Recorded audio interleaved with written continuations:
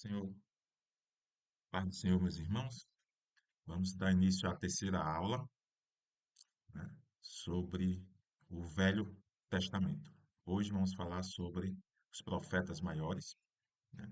Eles são assim denominados não por serem maior que os outros ou de mais importância, mas sim pela quantidade, a extensão dos seus livros, tá?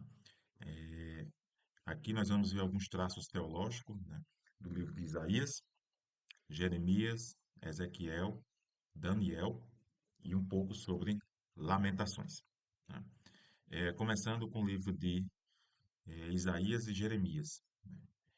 Então, Isaías, ele é o profeta que viu o céu pelo lado de dentro, né? E essa experiência ela foi marcante por toda a sua vida, né? Certamente afetou consideravelmente, né, a sua trajetória.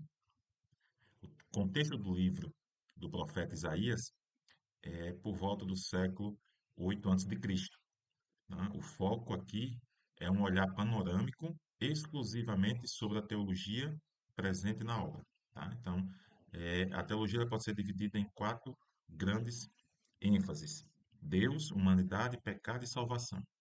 Então, na obra do profeta Isaías, né, Deus é apresentado em sua majestade e grandeza.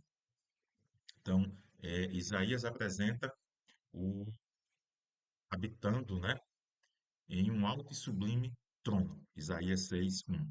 Então, Deus é santo, tá? De modo que sua glória ela enche a terra. Lá em 6:3. Em um momento histórico, tá, em que todas as nações, inclusive Israel, elas tremiam perante aquele que despontavam como uma grande potência mundial, que era a Síria, né? Então, para o profeta Isaías, ele não passava de uma vara da ira de Deus, né? Até mesmo o poderoso Ciro não passa de um servo trabalhando para os desígnios de Deus. Isaías 45. Tá? Lembrando, irmãos, que é sempre bom você ler o livro, tá? Leia o livro com calma, procure ver Cristo, tá, no livro, mas leia. É importante que cada um leia, tá, os livros e a Bíblia. Em Isaías, a humanidade que é criada por Deus só encontra sentido nele mesmo, tá?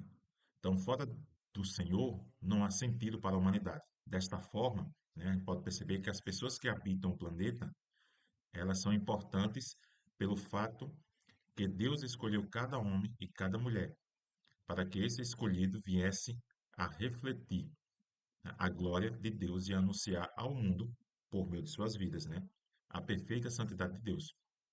Como Isaías é obra de grande contraste, né, o homem é importante, né, mas a gente tem que perceber que perante a grandeza de Deus não é nada, né? Só consegue ser alguma coisa, né, quando ligado ao Criador, né? Isso o homem só consegue ser algo ligado ao Criador, tá? Então, logo no início do livro, podemos perceber que quem fala no meio dos profetas, né, no caso do profeta Isaías, é o próprio Deus, tá? E ele cita lá: criei filhos e engrandeci-os, mas eles se rebelaram contra mim. Então, para Isaías, a rebelião é o mesmo que pecado. Então, a rebelião se materializa mediante a recusa do homem de aceitar a soberania e o domínio de Deus. Então, Israel deveria se manter sempre debaixo do domínio de Deus, né? Uma vida teocrática, tá? Então, Deus como centro do domínio. Porém, né, por toda a sua história, a gente nota a rebelião sempre presente, tá?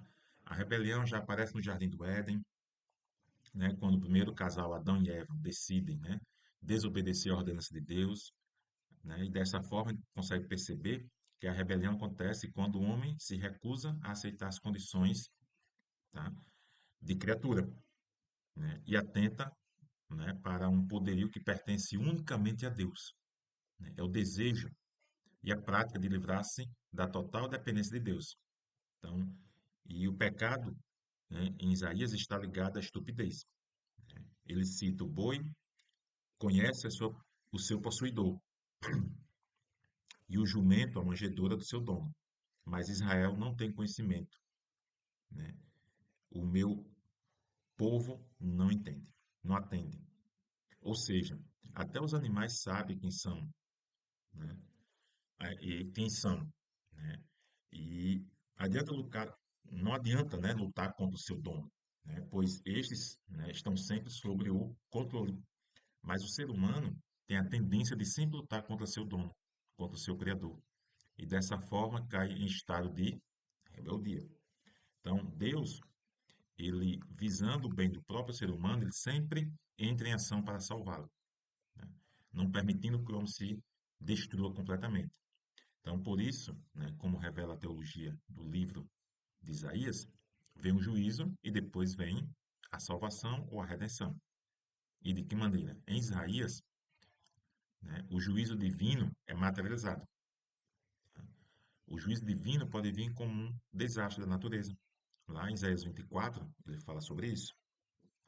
Então, é, contudo, se o povo for deixar em seu próprio caminho, a destruição total é certa, né? E Deus não permite tal fato.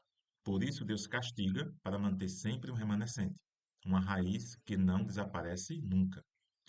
Deus, ele não se alegra, né, com o povo que sofre, né? Porém, ele, né, porém, ele sabe, né, que o sofrimento é necessário para a redenção. E a redenção, no caso, a salvação, né, é um tema ligado ao próprio Deus, que Isaías apresenta como redentor. Tá? No livro, a gente consegue perceber que o redentor é empregado para Deus mais de 10 vezes, né? Isso mostra que a redenção é a ação do qual Deus é sempre o sujeito ativo. Então, em Isaías, a grande importância para a teologia de Cristo é o cântico do servo, presente lá em Isaías 42, 49, 50, 52, 53. Então, se depois os irmãos puderem ler do 42 ao 53, você vai ver, você vai perceber, né, quanto Isaías fala do Cristo, né? Apesar do servo não ser denominado diretamente como Messias pelo profeta, o que ele realiza, né, está associado com a missão do Messias, né? Então, ainda, né, podemos perceber que Isaías tem sido denominado como profeta messiânico, tá? Por trazer de várias vezes no seu livro, em várias passagens, o texto que explica, ou se aplica ao Messias, né? Então, os escritos do profeta Isaías também são relevantes para a escatologia, né, o estudo das últimas coisas, pois nesta obra, né, ele tem um tema central, o reino de Deus, o reino abundante, em que Deus, né, é o centro do poderio e será em Jerusalém. É um reino que, em relação a Isaías e seus contemporâneos, é um reino futuro, né? Ainda é um reino que abrange, mais que apenas israelita, mas todos homens e mulheres da terra. Então, podemos perceber, né, o quanto o livro de Isaías é importante. É um livro profético, um livro messiânico, ele aponta para Cristo, então é interessante que você leia, tá? Em seguida, nós temos o livro de Jeremias, que foi também levantado como outro profeta. Uma época conturbada, uma época difícil, né? Uma época de liberdade em Judá, logo chegaria o fim, né? Então, em breve o povo estaria no cativeiro babilônico, né? Enquanto uns depositam nas alianças políticas, né, suas esperanças de dias melhores, o profeta relembra uma única aliança que importa, a aliança com Deus. Então, a mensagem de Isaías ela não cai bem aos ouvidos de seus compatriotas, né, parecendo até mesmo uma mensagem de traição contra a nação. Só que ele estava pregando o arrependimento.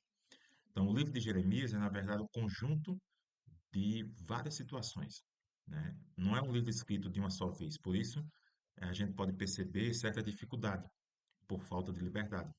Contudo, ele é de uma riqueza teológica gigante, tá? Ele trata de diversos temas teológicos.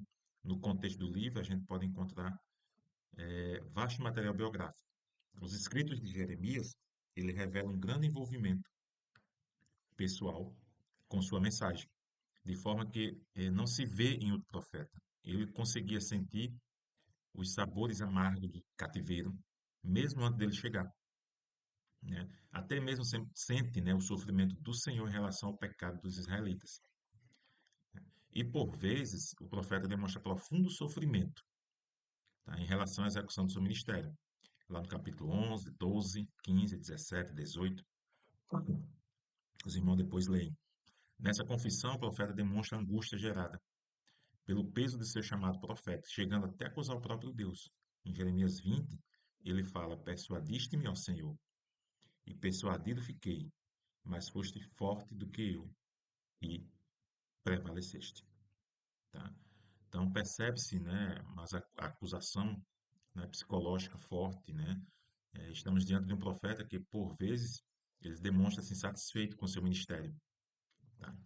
Então, de forma resumida, o livro pode ser o seguinte: Judá, ele quebrou o concerto com Deus, cometendo idolatria e permitindo uma generalizada corrupção religiosa, política e civil. Deus, ele então, né, ele estava prestes a trazer o julgamento, tendo em vista eliminar os arrogantes, purificar o seu povo para um novo tempo, né? E tempo esse que governaria um rei da linhagem de Davi, que é o Messias, né, da linhagem de Davi. E o sacerdócio seria purificado, né? Então, aqui as linhas teológicas principais são essas tratadas no livro de Jeremias. Só que a aliança foi quebrada. Então, na época de Moisés, Deus fez uma aliança com o povo. É uma aliança que trazia muitos benefícios de paz, prosperidade, proteção, obediência, não adorar outros deuses, não maltratar os pobres. Porém, a gente percebe que na história, a gente percebe que essa aliança foi quebrada. Por intermédio de Jeremias, Deus adverte. Jeremias 11:4, né? Então, a idolatria também, né, é nítido no livro de Jeremias. Muitas vezes é considerada como um adultério, né? Quando os israelitas eles adoravam outros deuses, estavam traindo, né, seu dono diante dos seus olhos. Tá? Então, e tudo leva a crer que este era um pecado gravíssimo, tá? Perante Deus, o adultério espiritual, né? Colocar um outro Deus no lugar do Deus verdadeiro. Então, lá em Jeremias 1,16, Deus fala a respeito disso. Então, o profeta ele está sempre descrevendo a grandeza de Deus, tá? Do Deus vivo, do Rei dos Reis, Senhor dos Senhores, e colocando sempre em contraste com os outros deuses falsos, né? Havia também a corrupção social. Muitos israelitas eles tinham enriquecido às custas da opressão do próximo. E quem não sofria com tal situação era o pobre. Então, o profeta iria mostrar que a opressão social será uma das causas que levará a nação à catástrofe. Está lá em Jeremias 5. Então, havia também hipocrisia religiosa, né? A idolatria generalizada, graves pecados sociais, corrupção político, religiosa, civil, né? Porém, o culto e a religião aconteciam normalmente, como se estivesse tudo bem. Isso é o mais interessante. De um lado, pessoas, né, cumprindo com o protocolo dos louvores, sacrifício. Do outro lado, falsos profetas, dizendo palavras agradáveis, palavras que de muito otimismo, como por exemplo em Jeremias 5:12, não nos virás mal algum, nada de fome, nada de espada. Quanto ao sacrifício, né, que desde Moisés se realizava, Deus esclarece, lá em Jeremias 6:20. Tais sacrifícios não me enganam, nem me são suaves esses holocaustos, né? Então havia os falsos profetas, por causa dele o povo era mergulhado na falsa esperança, né? Olhava para frente e via paz, calmaria, prosperidade, uma vida bem diferente daquela, né, presentes nos lábios de Jeremias, né? E Deus falou através de Jeremias, lá em Jeremias 14:14, 6:13, né? E principalmente fama e retribuição financeira, o que esses profetas falsos queriam, né? Então a boa fama e o dinheiro que a falsa profecia trazia, os falsos profetas aparentemente era algo muito vantajoso. Porém, percebemos que essas atitudes, tá, desagradavam a Deus, né? Havia rejeição da palavra, tá, da palavra de Deus, né? Abraçava falsas profecias, significava, né, desprezar a verdadeira palavra de Deus. Então, já no Jardim do Éden foi assim que aconteceu. Acreditar na serpente levou automaticamente à descrença em Deus, e foi isso que o primeiro casal fez.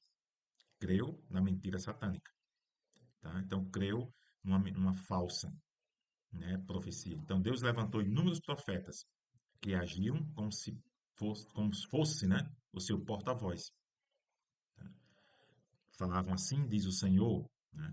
Por outro lado, Deus esperava que o povo ouvisse essas profecias, né? Então, contudo, as pessoas eram iludidas de Judá, preferindo as falsas profecias daqueles que só pensavam em dinheiro e fama, né? Então, dessa forma, Deus estava falando, mas sua voz estava sendo desprezada, rejeitada, né?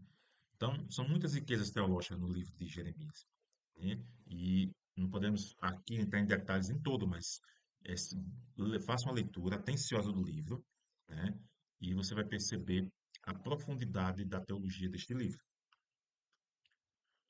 Em seguida, nós temos os três últimos, Lamentações, que foi escrito também pelo profeta Jeremias, Ezequiel e Daniel, tá? A tradição, ela tem atribuído a autoria de Lamentações ao profeta Jeremias. Lá em 2 Crônica 35 ele fala, tá? Jeremias fez suas lamentações sobre Josias, tá? Então, é uma poesia, tá?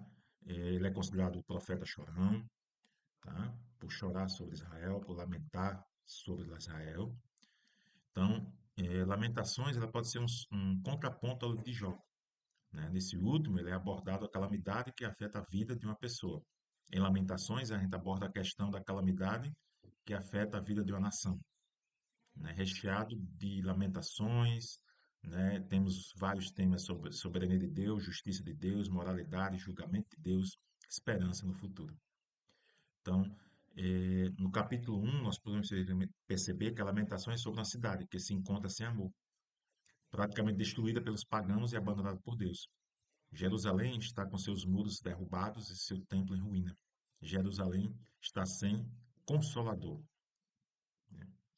Em seguida, nós vemos que Lamentações fala do inimigo, né? E o inimigo é divino, é o Senhor enfurecido que destrói seu povo, lá em, né? Jeremias 2:2, tá?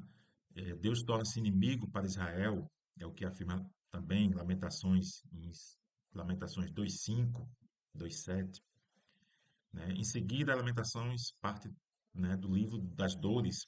Aqui é um indivíduo que se sente sozinho todo o furor de Deus, né? Como ele mesmo lamenta, contra mim somente. Então, Deus volta seu punho o dia todo. Tradicionalmente, né, se tem visto aqui um lamento revelador dos sentimentos do próprio profeta Jeremias, um indivíduo que sofre na pele, na alma, a tragédia que abateu toda a nação.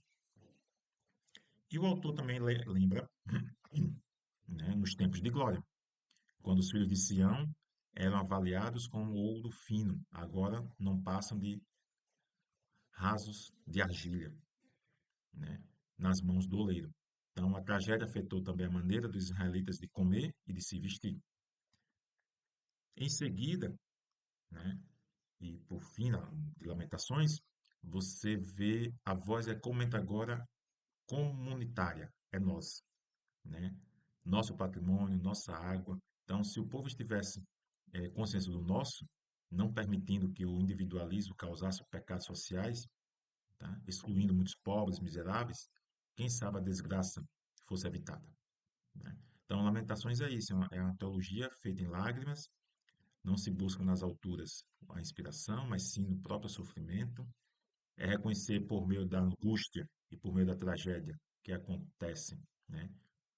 Temos Deus, o Criador, né? Então, que está sempre no controle de tudo e tem grandes lições para a gente.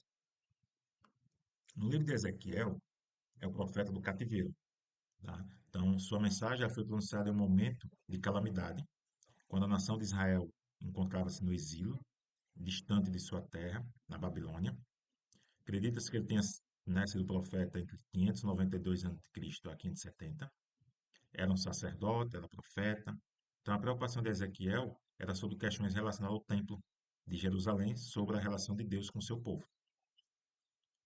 Diferente da maioria dos profetas, Ezequiel expressa sua missão profética por meio de uma mensagem, que utiliza formas e imagens apocalípticas, né? Não significa que outros não tenham feito isso, mas alguns estudiosos alertam para o fato de que só Ezequiel é que a mensagem profética se torna essencialmente apocalíptica, né? Outros profetas, né, que mais se aproximam dessa mensagem seria Daniel e Zacarias.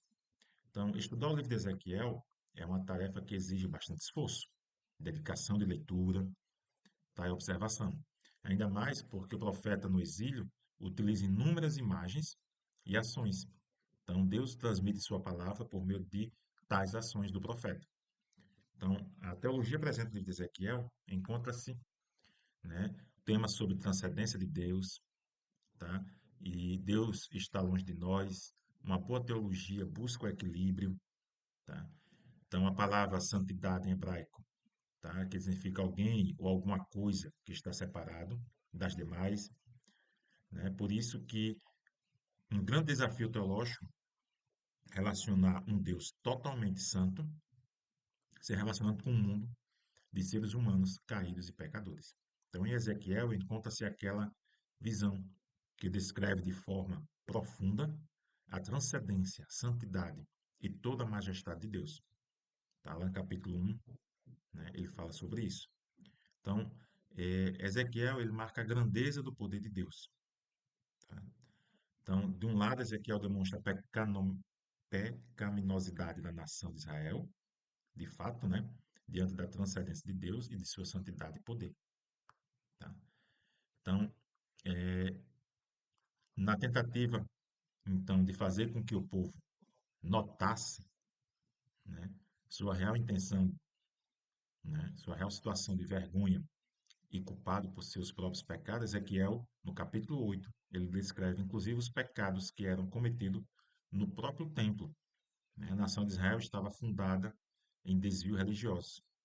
Tá? Então Deus, né, é, aqueles, né, que deveriam adorar a Deus, eles adoram agora animais, a natureza, o sol. Então, o livro de Ezequiel é uma tentativa, né, de consciência para a situação pecaminosa e o devido arrependimento. Por fim, o livro de Daniel. Apesar de na Bíblia moderna encontrar-se entre os profetas, os estudiosos opinam que o livro de Daniel é um tanto peculiar, diferente dos demais. O livro de Daniel é composto por sonhos, visões, símbolos, sinais e até mesmo números, que o leitor contemporâneo trazem certa dificuldade de interpretação. Ao utilizar os sonhos, as visões, os símbolos, né, o autor está descrevendo, né, então, o curso da história dado a ele, né, ao mesmo tempo um significado teológico. É seu interesse, né, e podemos perceber que principalmente pelo fim dessa história, pelo ponto final. Diferente dos gregos, né, que vê a história como uma sucessão de ciclo, para o autor hebreu a história é uma linha, tá, no tempo, que avança sempre para frente, para o futuro. Né? Por isso, os grandes estudiosos bíblicos, né, eles vêm classificando o livro de Daniel como material escatológico. Uma das ênfases do livro de Daniel é a convocação para a fidelidade no relacionamento com Deus, né? Como um judeu piedoso que ele era, ele deveria levar sua vida mesmo fora de sua terra. O livro inicia com Daniel e seus amigos decidindo por não se contaminar com as iguarias do rei da Babilônia, lá em Daniel 1:8. Então, na ocasião, a gente percebe que Daniel e seus amigos conseguem permissão dos chefes, dos eunucos, para se alimentarem somente de legumes e água. 1:15. Outro desafio teológico do livro de Daniel é reinterpretar tudo o que está acontecendo. Eles estão em cativeiro, tá? Existe a vergonha, o templo está destruído, tá? De modo que esses fatos históricos, que aparentemente contradizem o poder de Deus, né, eles sejam então compreendidos de outra forma. Então, como aplicar o poder de Deus quando um ser humano, né, viola as leis divinas?